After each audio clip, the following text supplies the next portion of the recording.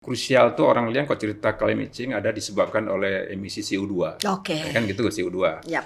Padahal kalau sekarang orang lihat kesannya dari itu kayak biasa aja. Pada dulunya itu sungai. Perubahan iklim tuh ada namanya iklim makro, ada yang mikro ya. Jadi kok yang mikro itu Subscribe, like, dan nyalakan loncengnya. Halo Eco Champions semua, selamat pagi. Assalamualaikum warahmatullahi wabarakatuh. Selamat datang di agenda podcast yang akan membawa Anda untuk belajar bersama terkait dengan isu-isu lingkungan dan perubahan iklim. Dan hari ini merupakan hari yang sangat luar biasa karena kita akan memulai dengan sebuah episode baru kerjasama dengan Pusat Riset Perubahan Iklim dan Sago TV Podcast. Ini merupakan sebuah kolaboratif, inspiratif untuk bicara soal isu-isu lingkungan dan kehidupan yang berkelanjutan. Jadi kita akan mulai dengan pertanyaan pertama yang paling penting sekarang. Kenapa dulu Bang Ayu ya terfikir dan punya ide ingin mendirikan sebuah pusat riset terkait dengan isu perubahan iklim di Universitas Kuala? ide ini sebenarnya jauh sebelum itu dibuat ya. Iya. Jadi kalau kita lihat dari historinya itu 2007 itu mulai ada istilah isu climate change ya. Oke. 2007 kan. Saya pulang dari Jepang tuh 2001. Jadi sekitar tahun 2009 waktu itu kita lagi buat ada proyek EDF. Jadi waktu itu Dr. Hambal menjumpai saya ya di kantor. Jadi dia tanya bagaimana kalau kita buat suatu pusat studi tentang perubahan iklim. Nah waktu itu kan tahun 2009 kalau salah ya. Jadi dia datang dengan temannya satu lagi juga dari FKH ya. Oke. Kami diskusi panjang kan, sampai yang lama itu membuat nama pusat studi itu ya. Iya. Karena waktu itu banyak namanya pusat studi atau pusat research center. Terus saya usulkan kalau kita buat, kalau bisa jangan pusat studi, nama ya, walaupun nama itu hanya sekedar nama ya. Keluarlah namanya waktu itu Aceh Climate Change Initiative. Iya, ICCI. Jadi sekitar 2010 ya. Itu pun penuh debat ya, kenapa harus inisiatif ya. Nah, inilah bedanya antara pusat studi riset lain dengan perubahan iklim ya. Oke. Kenapa demikian? Banyak kadang-kadang aktivitas itu bukan kita saja yang lakukan, tapi juga masyarakat lain. Jadi kita sebagai yang nama tadi itu hanya sebagai menginisiator orang lain supaya kebijakan ataupun aksi dia itu yang mengarah ke perlindungan lingkungan dan pada akhirnya ke adaptasi perubahan iklim.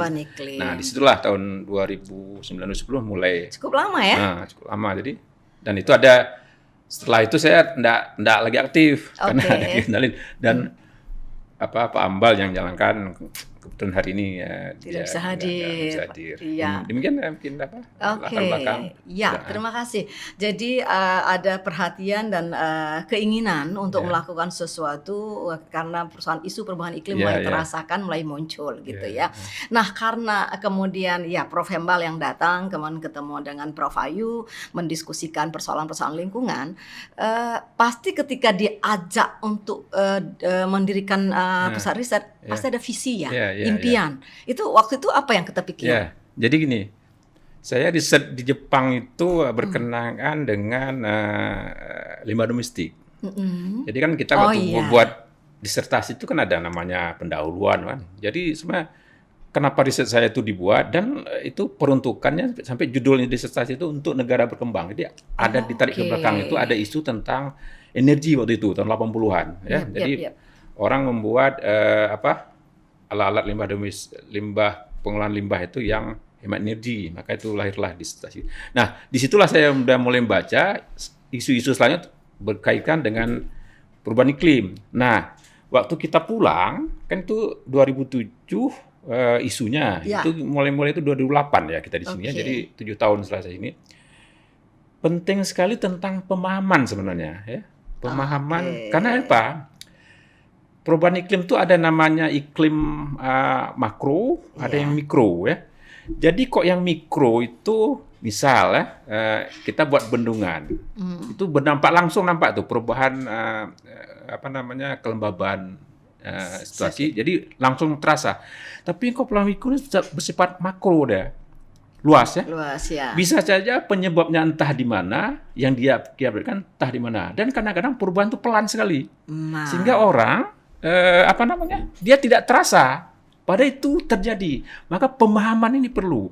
Untuk apa kita paham, ya, supaya mitigasinya atau adaptasinya kita buat. Nah, disitulah mulai saya lihat. Kenapa kita waktu itu ya, isu itu masih kurang. Mungkin sampai sekarang itu mungkin harus kita ini lagi ya. Ya. Pemahaman. Sepakat. Betul, Bang Ayu, bahwa isu perubahan iklim karena lambat tadi sampai hari ini masih jadi persoalan. Contoh misalnya saya bilang, ini contoh kita di Banda Aceh ya. Saya sering ungkapkan tuh, dulu mungkin kita pernah ya tentang Sungai Krung Darui. Oh iya, bersihin Sungai Krung Darui ya. Sekarang orang lihat Sungai Darui itu kayak biasa aja. Pada dulunya itu sungai itu bersih sekali. Karena perubahannya pelan, tak terasa. Tapi begitu orang lihat sekarang, ini kok bisa hitam seperti ini? Juga dia tak terasa, cuman ada dia. Betul. Jadi pemahaman itu perlu supaya adaptasi kita cepat buat. Makanya sekarang pusat riset perubahan iklim. Riset perubahan itu penting sekali untuk pemahaman ini masyarakat, maksudnya masyarakat awam, pemahaman bahwa itu ada sebenarnya perubahan iklim itu. Baik, jadi catatan penting yang ingin ditonjolkan sebenarnya karena proses yang terjadi itu sangat lambat. Sehingga orang tidak menyadari perubahan yang terjadi padahal persoalan serius depan mata. Benar sekali. Itu yang satu. Yang kedua, bahwa misalnya contoh ya, hutan hancur di Amazon sana, tapi kita di sini bisa merasakan dampaknya. Terdampak. Itu yang mungkin agak global, sedikit. Nah ini yang kemudian orang tidak menyadari ya. Oke, bagus sekali poinnya tuh. Nah kalau gitu, menurut Bang Ayu peran universitas gimana dong? Kalau inilah kita kan di kampus kan. Mungkin itulah biasanya kita bergerak di mana kaki kita pijak itu kunjung, ya kan. Jadi sebagai orang kampus, mungkin kalau kita duduk di government lain lagi ya kebijakan ya. Nah, kampus penting sekali sebenarnya ini tentang data. Maka inisiatif itu dia ya. Kita di kampus itu harus menyediakan data yang efektif, datanya yang bisa dipercaya dan objektif, ya, nggak ada maksud apa. Yang data itu bisa digunakan oleh yang membuat kebijakan yang memang dia pro lingkungan. Itu satu. Jadi data. Kedua tentunya kita tadi pemahaman. Ya, membuat program-program pengabdian masyarakat apapun namanya untuk kita beri pemahaman kepada masyarakat bahwa itu ada. Nah, selanjutnya tentu yang ini yang teknologi ya. Mungkin kita tidak bisa lihat dari satu sisi aja kan. Misal ya perubahan iklim ini paling terdampak kalau pakai itu pertanian. Pertanian kan. Terus perikanan. Lain lagi dengan bencana alam tadi ya. Nah, perikanan pertanian misalnya mungkin saya di teknik kimia kan mungkin bukan kompeten kali di sana. Tapi kalau kita baca-baca di luar, itu banyak sekali intervensi, inovasi dari perguruan tinggi untuk sistem pertanian yang sekarang ini harus dilakukan. Contoh misalnya penghematan. Bagaimana petani itu menghemat air, ya kan? Jadi sekarang banyak kali di online ada dijual misalnya sistem tetes itu, ya, murah sekali. Jadi tidak harus satu kebun dialirkan air. Nah, itu mungkin kita beri pemahaman ke inovasi yang simple itu ke masyarakat. Petani. Perikanan contohnya, kan begitu ada gelombang atau yang itu tidak bisa diprediksi anginnya, sehingga nelayan kan nggak bisa ke laut. Ya. Kita selalu berinovasi. Sekarang itu banyak yang membuat kolam-kolam di darat. Sampai Jepang tuh sampai ikan tuna dia pelihara di darat. Dia buat kolam-kolam itu kan. Sehingga dia tidak tergantung kali dengan maka kita juga harus demikian kan. Harus ada bergerak ke sana membuat alternatif apa yang sistem perikanan itu kita dulu namanya perikanan darat kan. Memang kita pelihara bandeng kan. Betul, tapi ini ikan laut ini sebenarnya. udah arah ke sana. Jadi mungkin seperti itu untuk beradaptasi kita tidak harus mitigasi tentu perlu ya kan, tapi adaptasi yang penting. Nah, ini persoalan kita begini karena terutama di Aceh barangkali kan karena merasa kita masih sangat kaya dengan hasil laut. Kemudian hutan kita termasuk yang cukup bagus kalau di Indonesia. Jadi merasa secure ya, dan lupa dengan persoalan-persoalan seperti yang Abang sampaikan tadi. Tapi fakta memang kita pusat riset pernah 2 tahun lalu melakukan riset tentang dampak terhadap petani di Aceh Besar. Ternyata itu ada persoalan yang cukup serius dan belum ada mitigasi. Nah, kalau mengacu pada situasi seperti itu ya, jadi tadi peran universitas itu sangat besar ya, mulai dari data untuk advokasi kebijakan, kemudian penguatan pemahaman sampai menawarkan inovasi-inovasi yang mungkin bisa di follow up atau diterapkan oleh masyarakat menghadapi situasi perubahan iklim ini. Kalau menurut Abang, kalau kita lihat konteks seperti ini, sejauh mana kemudian inovasi yang mungkin dikembangkan oleh universitas kita sejauh kalau ada hal-hal, kan ada yang inovasinya yang sederhana tapi bisa diterapkan, tapi kemudian ada yang membutuhkan budget yang sangat besar sehingga mungkin tidak terlalu mudah implementasi. Ada nggak contoh-contoh kecil lain terkait dengan konteks kita ya, yang terfikirkan atau mungkin ketika buat tesis dulu yang mungkin ada yang bisa diterapkan. Tadi contoh menarik salah satunya adalah Jepang dengan proses kolam ikan. Cuman konteks itu buat kita kelihatannya belum terlalu mungkin, mengingat baru-baru ini kan 3 ton, kalau nggak salah 3 ton ikan dibuang gitu ya, dan itu persoalan yang sangat serius karena justru sumber yang ada dihancurin gitu ya. Nah, yang lain-lain mungkin atau pengalaman dengan ARC juga bisa jadi contoh baik kali ya. Ya mungkin kalau di teknik kimia dan saya kan limbah ya. Ya, limbah. Ada satu sebenarnya ya. Ini masuk ke teori. Jadi faktor paling krusial tuh orang lihat kalau cerita climate change ada disebabkan oleh emisi CO2. Oke. Kan gitu CO2. Yap. Padahal kalau kita lihat teori itu ada gas lain yang 20 kali lebih besar pengaruhnya, 20 kali itu kan cerita jumlah mol. Maksudnya masing-masing 1 mol dampaknya 20 kali itu metan. Maka kok di luar itu isu metana itu jadi concern dia karena 20 kali lebih besar dari CO2. Walaupun sekarang CO2 orang concern tentang penangkapan CO2 dibelam dimasukkan ke bumi itu ya.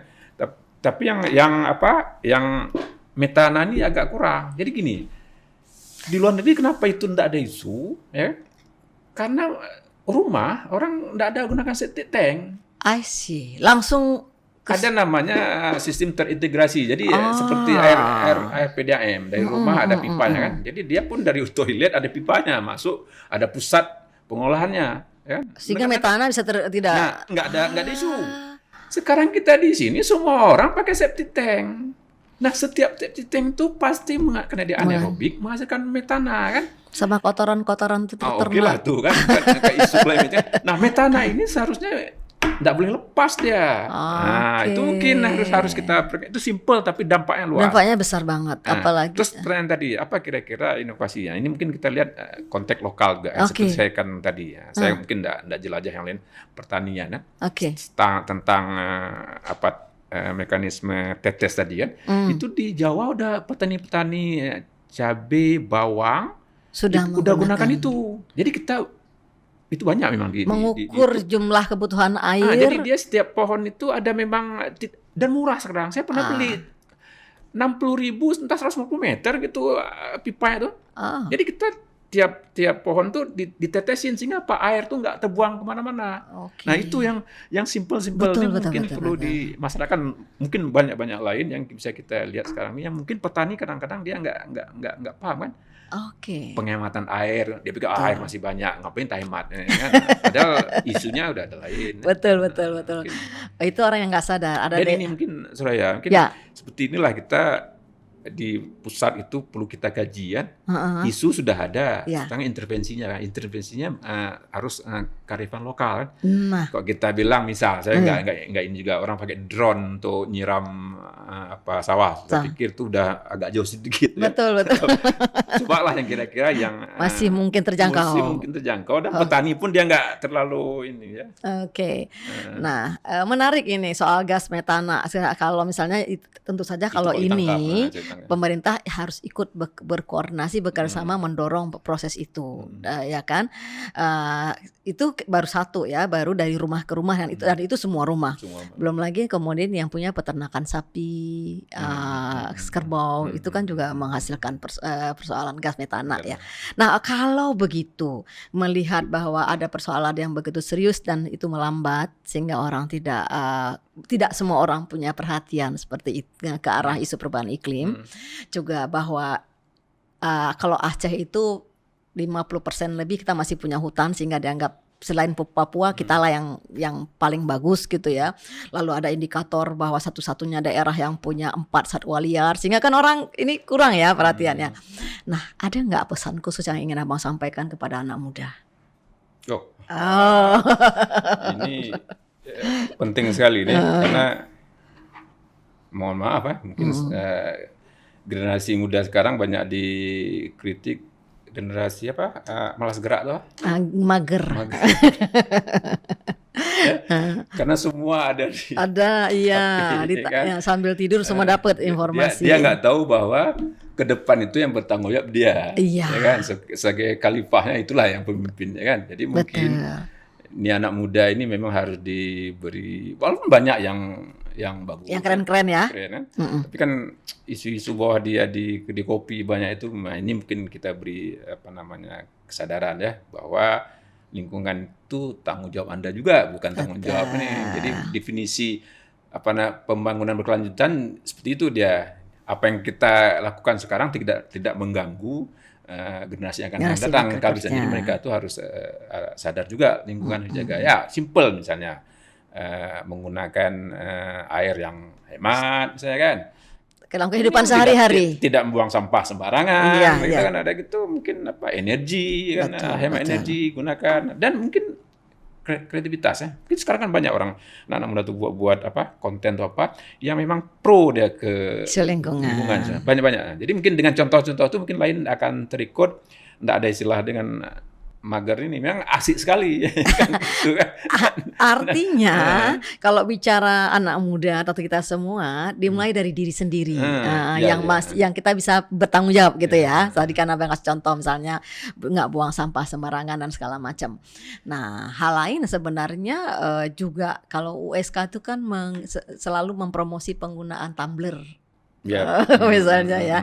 Jangan buat plastik nih. Nah, kalau misalnya tadi Abang kaitkan dengan mager, sebenarnya lewat magernya mereka juga bisa bikin konten-konten yang kreatif. Oke, baik, makasih.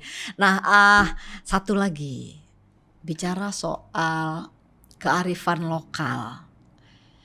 Pernah nggak dari proses-proses konteks Abang berinteraksi dan masyarakat menemukan contoh-contoh praktek baik yang pernah masyarakat lakukan? Kenapa saya tanya ini? Saya pernah ketemu dengan satu orang teman perempuan dari Benar Meriah. Dia cerita ketika dia melahirkan, suaminya itu ke hutan menanam 25 pohon. Nah, sebagai perayaan kelahiran anak. Tapi tujuannya umur 25 tahun pohon kan udah besar. Jadi itu pohon tujuannya satu, dijual untuk modal atau bikin rumah tanpa merusak hutan. Saya pikir walaupun itu saya dengar satu cerita itu sangat menarik dan itu ada kaitan dengan pengalaman di India. Itu perempuan kalau misalnya melahirkan, ibu-ibu datang menanam pohon. Nah, mana tahu kita juga punya sebenarnya tapi tidak tergali. Ada nggak pernah? Ada. Sebenarnya saya pun pernah nengok dia waktu itu almarhum dulu ya. Waktu ada undangan. Kan jadi dia orang kantor lingkungan hidup kan? Iya benar, DLHK. Jadi waktu anaknya itu pesta itu, si laki bawa bibit. Jadi ditanam di rumah mertuanya, kan? Jadi kok itu memang budaya namanya tuh. Jadi kita kayaknya udah hilang sekarang tuh kan? Betul. Oh ya saya membawa bibit. Kelapa, tebu. Itu udah zaman dulu itu kan. Jadi benar. mungkin sekarang jangan terbatas itu kan, gitu kan? Betul. Setidaknya gini, maksudnya mendadakan itu salah satunya menanam pohon, maksudnya kan? Betul. Itu kan kearifan lokal tuh. Iya. Sekarang hilang ya. Betul, saya jadi ingat bahwa Jadi di Aceh mungkin Barat juga ada Aceh Selatan kalau menanam pohon, benar. menanam pohon. Jadi kalau dia datang bawaan dari pengantin laki-laki ke rumah perempuan, Bawa bibit pohon. pohon kelapa, Tanam. iya, batang tebu itu yang saya ingat, Ya. benar. Dan itu hampir hilang ya. Iya. Nah, berarti kalau nenek-nenek kita dulu udah punya Udah mah kearifan punya visi seperti kayak itu, kan sekarang harus harus dijaga, kan. lebih baik ya. Dan mungkin di campaign kan, dikampanyekan, atau mungkin waktu dia di KUA dibilang nanti buatlah, nanti lakinya betul datang ke ini bawa pohon, ya kan. Banyak Apalagi kan salah emas satu- mahal sekarang, apa? Bang. Hah? Emas mahal sekarang. Jadi harus lebih banyak kasih pohon. Ya minimum pohon kelapa kan. Betul, Pohon betul, kelapa. betul. Satu orang satu keluarga satu, namanya kan banyak juga kan. Ya, keren ya. Nah, benar. Berarti mungkin salah satu hal yang perlu kita lakukan kalau lihat universitas ya, menggali kembali kearifan-kearifan seperti itu, lalu kita sebarkan Iya, iya, ulang, iya. ya, untuk kemudian bisa Nah, itulah tugas kita lah mungkin kan. Iya. Buat Nah, kayak roadmap gitu, salah satunya itu menggali kembali kan. Sebenarnya dulu ada, cuman udah tenggelam kan. Apalagi anak-anak muda sekarang, mungkin dia Nggak karena tahu. nggak pernah terdengar. Jadi begitu dia merit, ya nggak ikut ini. oke. Nah, kalau sebagai orang Aceh nih ya, kita lebih banyak tinggal di sini. Buat abang sendiri terasa nggak perubahan iklim Oh, itu? terasa lah. Yang Ya mungkin paling yang kita lihat selama ini kan Panas ya? ya kan. Nah, orang pikir itu memang udah, padahal enggak, itu memang global tuh, memang anomali ya. iya. Pergeseran ini, Musim. pergeseran musim. Kita lihat kan langsat misalnya kan. Kenapa tahun kemarin tuh tak ada satupun jadi, Oh iya ya. ya kan? Kadang-kadang rambutan ya bergeser dah, itu jumlahnya tambah sedikit, ya kan? Jadi orang tak terasa itu dia. Karena pelan tadi. Pelan tadi, bahwa apa pengaruhnya, ya kan? Kopi ngaruh nggak ya? Itulah dia kan seharusnya ada yang mengungkapkan, Riset, maksudnya riset. apa penyebab akibat kan harus ada ini kan. Kita kok bilang-bilangnya kan susah. Mungkin ada orang yang Saya pertanyaan pernah mungkin kan, baca riset diungkapkan. dari Dulunya kita misalnya setahun tuh kapan langsat keluar ini kan. Tapi kenapa sekarang bergeser jumlahnya sedikit kan? Saya tanya kan banyak dari Indapuri kan. Iya benar. Oh nih Pak, kayaknya tahun ini tak ada buah. Padahal udah jadwalnya dia keluar kan. Mungkin karena pergeseran iklim atau apa kan? Tadi pengaruh perubahan jadwal Itu hujan. baru ini apa petani kan tanam padi. Memang udah pengalaman saya waktu di Iya. di Lam Teba kan saya tanya. Jadi dia bilang, oh mulai besok tanam cabai kecil karena udah musim hujan katanya. Oke. Memang waktu dia tanam betul musim hujan. Habis itu tak ada turun hujan lagi, mati semua. Oh ya Tuhan. Dulunya enggak seperti itu. Dia bisa memprediksi itu bahwa itu memang udah musim hujan, udah mulai tanam cabai kecil. Jadi kan enggak perlu siram. Iya. Gagal semua. Gagal semua. Gagal Nah, dia. yang paling terasa satu lagi mungkin ini, matai. Nah, itu kan itu. kering, kan? Kering. Dulu mana pernah? Namanya aja sumber air. Mata I. Ya? Matai. Tapi beberapa tahun terakhir ini kan kita ngalamin ketika musim kemarau, matai itu hilang. Pernah kering dia kan? Benar. Makanya. Nah, oke.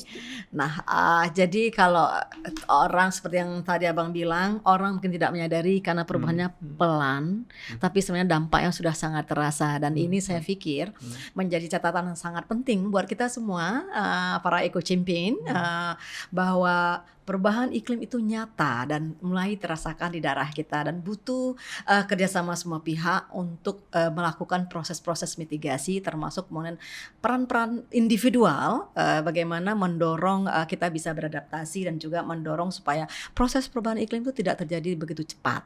Nah, hari ini kita mulai diskusi sebagai diskusi pembuka saja dengan Prof. Izharul karena sudah punya rencana sejak dari 2007 sudah diskusi, sudah mulai concern. Nah, hari ini kita mau mulai diskusi itu dan jangan lupa nantikan pada pertemuan-pertemuan berikutnya kita akan diskusi secara lebih serius dan lebih banyak di acara kita Planet Speak. Terima kasih Bang Ayu untuk waktu dan kesempatan dan juga telah berbagi pengalaman, komitmen dan pengetahuan terkait dengan isu perubahan iklim dan bagaimana Pusat Riset Perubahan Iklim di USK pertama sekali didirikan. Dan sahabat-sahabat sekalian, sampai ketemu di episode selanjutnya. Assalamualaikum warahmatullahi wabarakatuh. Jika video ini bermanfaat untuk Anda, silakan subscribe, like, dan nyalakan loncengnya.